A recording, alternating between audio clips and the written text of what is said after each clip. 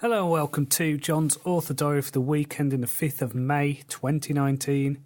I've had a really productive week. I managed to finish my first draft of The Hermit. So this is book 9 in the Ravenglass Chronicles. So I'm really pleased with how that went. I think the story builds up to a really good climax. I think it answers a few questions. There's a big revelation in this episode. I'm also working towards book 11, which when this gets re-released later on as a series of novels rather than novellas, this will be the climax of the second novel.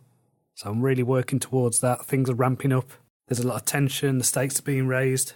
As well as that, I also finished writing the new scenes for Black Death Book 3. So again, fast-paced, a lot of drama, a lot of action.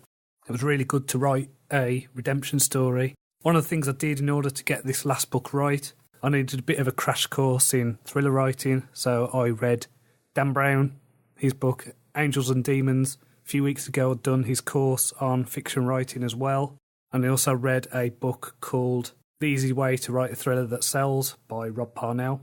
And so all these things together, I think I've got a grip on the basics of thriller writing, how to pace scenes and things like that. So this was really useful. I don't intend to write thrillers in the future, although reading the Dan Brown one, I do now have an idea for a thriller, which is a bit annoying because I know that I need to focus on my main series. The Dan Brown novel was fine. I quite enjoyed the way it was paced and the way it was written. The story was preposterous, to say the least. There seemed to have more fantasy elements in this than the stuff that I'm writing at the moment, which has wyverns in and magic swords and sentient ships and prescient dreams and things like that. But that doesn't matter because it was a good story and a very fast read. So I've started reading a young adult fantasy novel called The Queen's Poisoner by Jeff Wheeler. Now, this is a story that I've been recommended a few times. Some people have compared it to my Ravenglass Chronicles. So I'm about 25% through and I can see where the comparisons are. I think definitely in terms of the writing style and the level of detail. Like, I get a bit frustrated sometimes when I read epic fantasy. I love the stories, but especially some of the more classic series, some of the older ones, they're very bloated in terms of writing. It seems like they revel in the descriptions. So this is actually quite a lean book in terms of description, in terms of cutting away all the unnecessary stuff that bogs the story down. Because at the end of the day, I want a story. So because the tone is similar, it's making me think that I really need to get to grips with this young adult audience. And so when I do release these as novels, I need to think about that in terms of when I get covers and things like that. Because the last thing I want to do is to try and appeal to someone who's really into military fantasy, then pick up the book and go, this isn't for me, 1 star or something like that. So as well as the reading, I watched the latest episode of Game of Thrones. I use the word watch very loosely, as I think this episode was filmed with a lens cap on for most of it. It was really good, really tense. Shit is really starting to hit the fan now with the story, and I was on the edge of my seat throughout. I've also decided that I want to revisit some space opera series that I love, because I've got a real itch to write some space opera at the minute.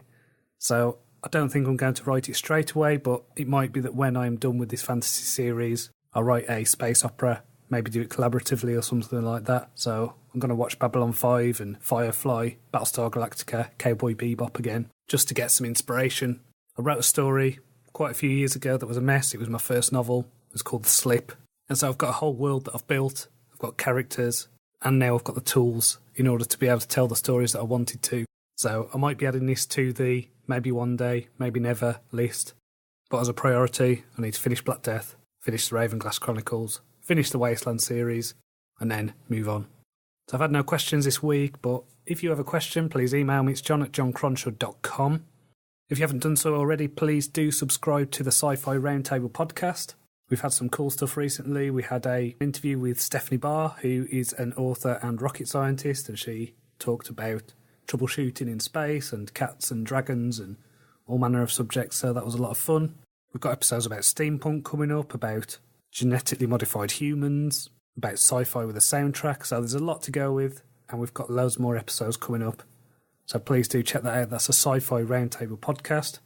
If you're an author, please do join the Sci-Fi Roundtable group on Facebook, because there's a lot of resources there to help you. Finally, please do check out my Patreon. It's patreon.com/JohnCronshawAuthor. I'm still posting stories and articles and bonus audio and all this stuff, so do check that out. Some of it is free and available now, so just have a look, have a browse. So that's patreon.com/John Cronshaw author. So until next time, cheerio.